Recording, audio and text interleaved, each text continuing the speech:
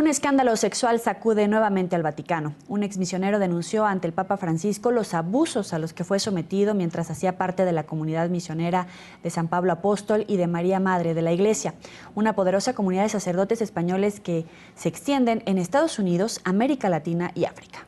Paulino, nombre con el que esta víctima protege su identidad, confesó los episodios de lo que llama esclavitud laboral y sexual que vivieron unas 30 personas durante las misiones. Algunos de los relatos afirman que los clérigos los convencían diciendo que la vida sexual activa era algo que Dios quería. Los testimonios serán publicados por el teólogo José Manuel Vidal en un libro. Hay varias denuncias en la Congregación para la Doctrina de la Fe. Yo soy el único que la ha hecho pública, pero hay otras más. 3 más. Mi intención de hacer la denuncia porque creo que es justo de que más gente no siga pasando por las mismas maltratos que he pasado yo. Yo fui a Estados Unidos, y luego fui a Kenia porque allí estaba el fundador de esta orden religiosa y todos teníamos que pasar por manos de este fundador. Cuando digo todos, hago referencia a hombres y mujeres, ahí no había distinción. Una persona encargada de la comunidad iba, te buscaba allí al sitio, te pintaba todo maravilloso porque también buscaban chavales o jóvenes que estábamos buscando una expectativa, una esperanza de vida. Mi conciencia no me deja tranquilo de saber que siguen haciendo estas atrocidades y me sentía muy mal de verlo y no hacer nada. Entonces, por eso he actuado. Sigo hablando porque quiero que esto salga a la luz, pero esto jamás te deja en paz. Saludamos a esta hora en vivo desde Ciudad de México a Alberto Atié, quien fue sacerdote de la Arquidiócesis Mexicana y actualmente es un reconocido activista en contra de la pederastia. Muy buenas noches, señor Atié. Gracias por acompañarnos en el informativo de NTN 24. Con muchísimo gusto, muchas gracias por la invitación. Incluso usted tiene una publicación donde denuncia ese tipo de arbitrariedades, de abusos por parte de clérigos mexicanos. Su propia experiencia, si nos la pudiera compartir, para ver que no solamente en este caso que presentábamos, sino que en México y en muchas de las iglesias católicas en el mundo son constantes estas denuncias y hoy de viva voz las podemos escuchar. Efectivamente, lo que ustedes están hoy comentando y la noticia que están dando en estos momentos nos habla de casos que se están, digamos, reconociendo públicamente, ¿no? Porque ese es el primer tema, en África. Entonces, ya también en África tenemos información de este tipo de casos. Los teníamos en primer lugar en los Estados Unidos, que fue donde explotó la primera noticia mundial de más de 3,000 casos con más de $1,000 millones de dólares pagados en gastos extrajudiciales. De ahí pasó a Europa, muchos casos en Europa, Holanda, Alemania, Francia, Inglaterra, etcétera. Y luego está pasando en América Latina.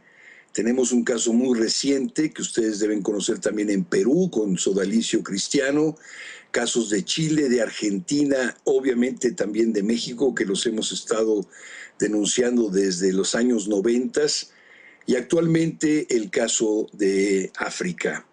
Es la misma modalidad de conducta, es decir, un primer nivel de responsabilidad por parte de quienes abusan de niñas, de niños. Luego los explotan, como ustedes lo mencionan en este caso en particular, explotación laboral, explotación sexual, pornografía infantil en algunos casos, incluso el comercio de niños como lo fue el nuncio Wesolowski en Polonia. En un segundo nivel de responsabilidad lo tienen las autoridades locales que los encubren. En este caso, como ustedes también podrán ver en la nota, están indicadas pues en las cosas que el obispo conocía desde 2006, que admite reconocer que tenía información desde el 2006, pero estos casos ya existían antes en España, ya se sabía algo de ellos con anterioridad, pero se mantienen ocultos a nivel local. Y después un tercer nivel de responsabilidad. La Santa Sede conoce de los casos, los maneja bajo reserva y secreto, y solo hasta que explotan en los medios es cuando empieza a ver qué es lo que puede hacer para volver a callarlos. Ahora, sí, por favor. Alberto, precisamente la pregunta va en ese sentido. ¿Cómo va a reaccionar el Vaticano y en particular, cómo cree usted que va a reaccionar el Papa Francisco? Bueno, de los casos que sabemos del Vaticano, diría yo, porque lo tenemos documentado, el Vaticano ha atendido directamente más de 4,000 casos reconocidos por ellos, 4,000 abusadores, clérigos sexuales en su lista. De esos 4,000, reconoció solo 400 casos de abuso sexual, los cuales los suspendió del ministerio y los mandó a sus casas. Lamentablemente no se sabe quiénes son ni dónde están. Y eso es un reclamo de las autoridades judiciales de los países.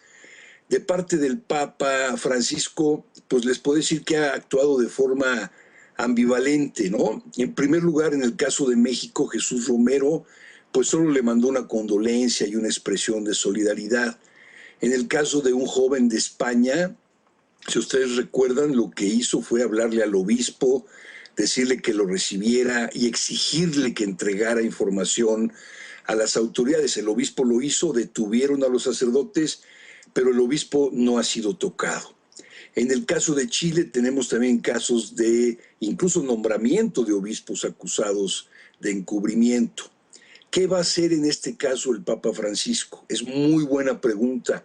Ojalá el Papa haga lo único y lo mejor que él puede hacer, que es terminar formalmente con el mecanismo interno de la Iglesia para que estos casos se lleven en secreto y bajo reserva y se traten de resolver de manera tal que no afecten la imagen de la Iglesia. El Papa tiene la autoridad, tiene el poder de terminar con ese mecanismo o bien de mantenerlo todavía como hasta ahora lo ha hecho, y entonces los casos van a continuar, van a seguir apareciendo. Yo voy a un encuentro en Polonia la semana entrante para encontrarnos con las víctimas de toda América, de toda Europa Central, precisamente. ¿Qué esperan de esta visita y sobre todo qué mensaje le enviaría no solamente al Vaticano, sino también a la Arquidiócesis Primada de México, que entiendo que usted también tiene por ahí una demanda pendiente?